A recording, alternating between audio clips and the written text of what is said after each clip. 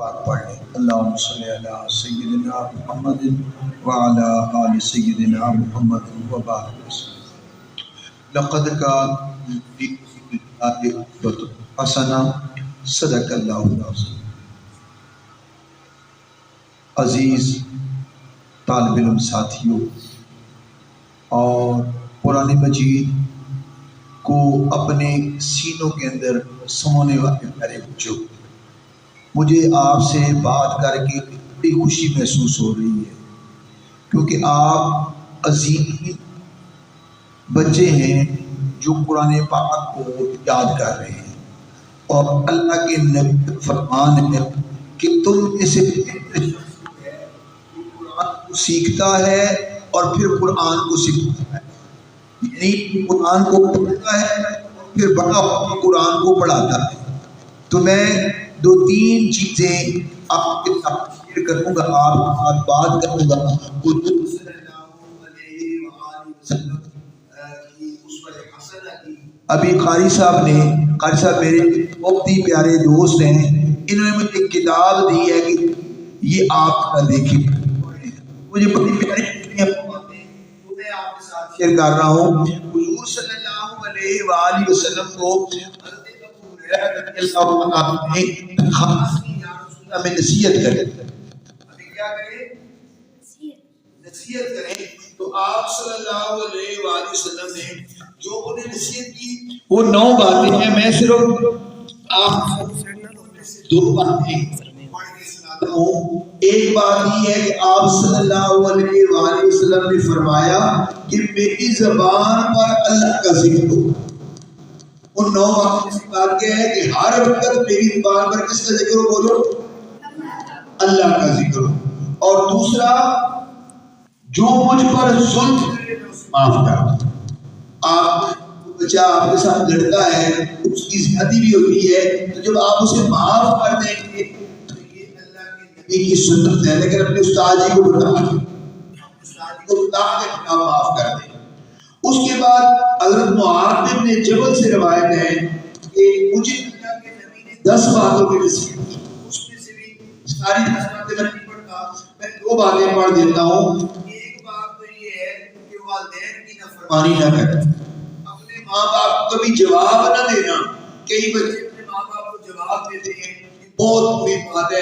اللہ کے نبی نے اس سے منع فرمایا ہے، آپ نے فرمایا کبھی اپنے ماں باپ کو جواب نہ دو، کبھی اپنے ماں باپ سے اونچی آواز میں بات نہ کرو، جیسے ماں باپ کہیں ویسے کرو۔ دوسری بات کیا ہے ان 9 باتوں میں سے؟ آپ نے فرمایا کہ کسی حال میں فرض نماز جان بوجھ کر مت چھوڑو۔ اگر آپ ایک فرض نماز چھوڑو گے تو اس کا نقصان کیا ہوگا کہ اللہ تعالیٰ کا ذمہ آپ سے ختم ہو جائے۔ ہم سب اللہ کے ذمہ داری میں ہیں، الحلق و عیال اللہ، اللہ کی ذمہ داری میں تب ہے جب ہم اللہ کی بات مانیں گے اور نماز پڑھیں گے۔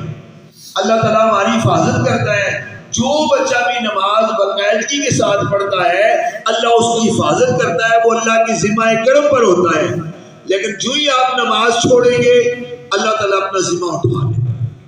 اس لیے ہمیں بچوں نماز کی ہر صورت میں پابندی کرنی ہے، چاہے ہم بیمار بھی ہوں، بستر میں بھی ہوں، تو بستر میں بھی نماز آپ اشاروں کے ساتھ پڑھ سکتے ہیں۔ قاری صاحب پھر آپ کو بتائیں گے کہ وہ کیسے نماز پڑھتے ہیں۔ نماز کسی حال میں معاف نہیں ہے، نماز جب پڑھو گے اللہ آپ سے پیار کرے گا۔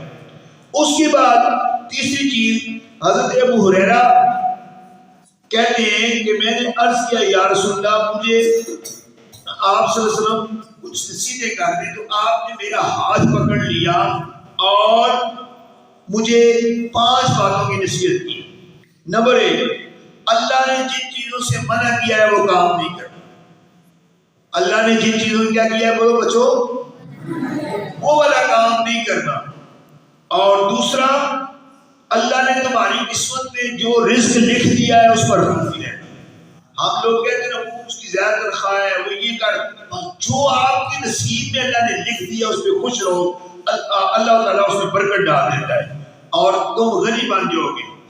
تیسری بات، اپنے ہمسائے کے ساتھ، اپنے پڑوسی کے ساتھ اچھا سلوک کرنا۔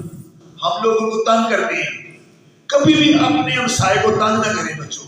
یہ اللہ کے نبی صلی اللہ علیہ وآلہ وسلم نے حضرت ابو ہریرہ رضی اللہ تعالی عنہ کو نصیحتیں فرمائی ہیں کہ کبھی اپنے ہمسائے کو تنگ مت کرنا. اور چوتھی بات، آپ لوگوں کے لیے وہی پسند کریں جو اپنے لیے پسند کرتے ہیں. یہ تو نہیں ہے خود آپ پراٹھا کھائیں اور مانگنے والا ہے اس کو باسی روٹی اٹھا دیں. نہیں، جو خود پسند کھاتے ہیں وہی دوسرے کے لیے پسند کریں. اور نمبر 5، زیادہ مت ہنسیں. زیادہ ہنسنا دل کو مردہ کر دے. اس لیے بچوں ہم نے آج کی اس درس میں سیکھا نماز کی پابندی کرنی ہے، والدین کے ساتھ بدتمیزی نہیں کرنی، ان کو جواب نہیں دینا. 2 باتیں، اپنے ہمسائے کے ساتھ بدتمیزی نہیں کرنی، ان کو تکلیف نہیں دینی. اور نمبر 4، اگر کوئی ہمارے ساتھ زیادتی کرے تو ہم نے اپنے استاد جی کو بتا کے پھر اس بات کو دل سے نکال دینا، اسے معاف کر دینا ہے. اللہ پاک سے دعا ہے اللہ پاک ہمیں اپنے آقا کریم حضرت محمد مصطفیٰ صلی اللہ علیہ وآلہ وسلم کی ان احادیث پہ عمل پیرا ہوگی، ان کا سچا امتی بننے کی توفیق عطا فرمائے. وَأَنَا الْحَمْدُ لِلَّهِ رَبِّ الْعَالَمِينَ.